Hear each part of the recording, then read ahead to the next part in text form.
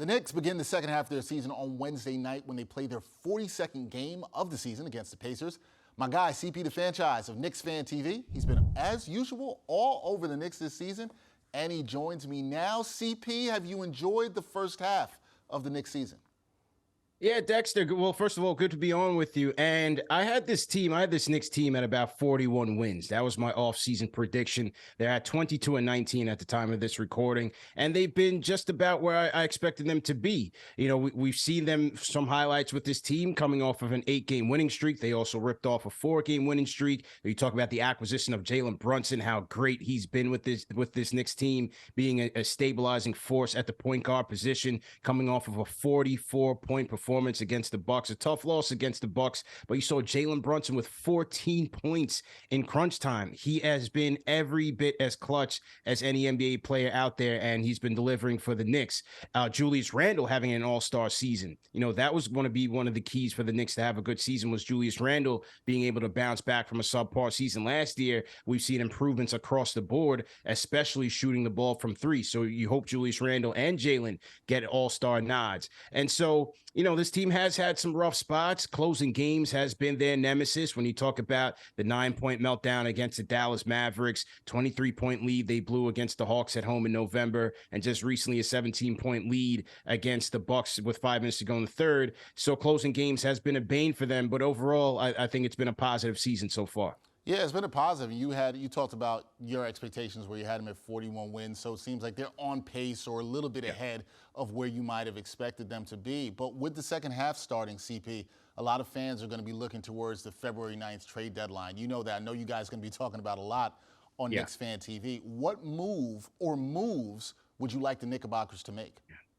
I wouldn't expect them to make any major moves. No blockbuster trades on the horizon. I think the Knicks will hold on to their premier first-round picks and wait until the draft or into the offseason where they may look to strike on a bigger name acquisition. So I would look for them to make some trades within the margins. They could be sellers when you look at Evan Fournier. A Cam Reddish's name has come up a lot in trade rumors. So I think they would look to find those guys a new team. The Knicks could use some bench scoring. I would look at acquisitions such as maybe a Malik Beasley, a Jordan Clarkson, although I'm not so sure if the Knicks and the Utah Jazz will be discussing trades anytime soon, but I think they could use an upgrade off of the bench. A nice scoring option at the guard or the wing spot will certainly help this team as they move into the second half. All right, we'll see what they do on the trade front. Those talks are going to heat up as we move towards February. And lastly, CP, when you watch this team in the second half, what are you hoping that they can build on and accomplish as they move towards the end of the season?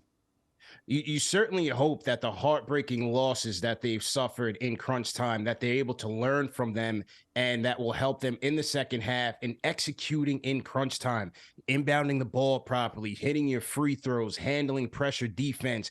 Can Tom Thibodeau make proper adjustments when the game is on the line, whether it's schematically or to his substitution patterns, to help this team win games? This team does not have a superstar on this team that can bail them out night in and night out. So their execution is going to have to be on point. I would also look at Obi Toppin, Dex. If the Knicks don't make any major moves at the trade deadline, I'd like to see them utilize Obi Toppin in a way that can really help their bench and elevate their bench. Right now, they really have him settled into a corner 3 role, and we really have not seen Obi Toppin's potential maximized since he's been here 3 years with the Knicks. I think his ascension coming off of the bench would be very important for this Knicks team in the second half as they make a push for the playoffs. And then lastly, the Knicks are sitting within the 6th or 7th spot in the East.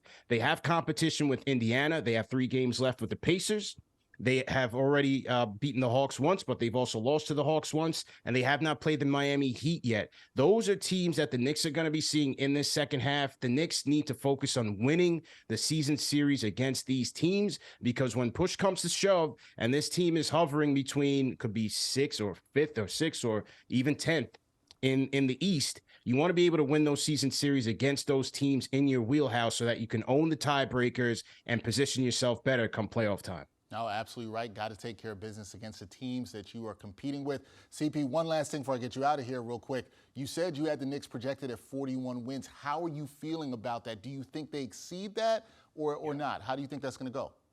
With the way Jalen Brunson and Julius Randle are playing, I think, hey, maybe 43, maybe a couple more there. But they've got to learn how to close games. Can they stay healthy?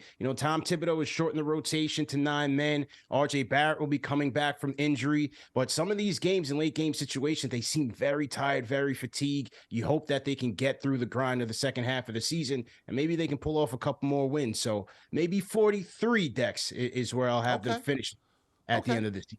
All right, there we go. 43. I feel like that'll have Knicks fans pretty happy for the most part. At least they should be. But you know how that goes as the host of Knicks Fan TV. Sometimes the Knicks fans are happy, sometimes they are not. We will see what they do in the second half. It changes day by day. It's a roller coaster ride like this season has been for the Knicks. That is CP the Fanchise. Thank you for joining me. He's the co-host of Knicks Fan TV. You also see him appearing on SNY as well, too. CP, always, thank you for the time. Appreciate it, brother. Anytime, Dex. Have a good one. Thank you.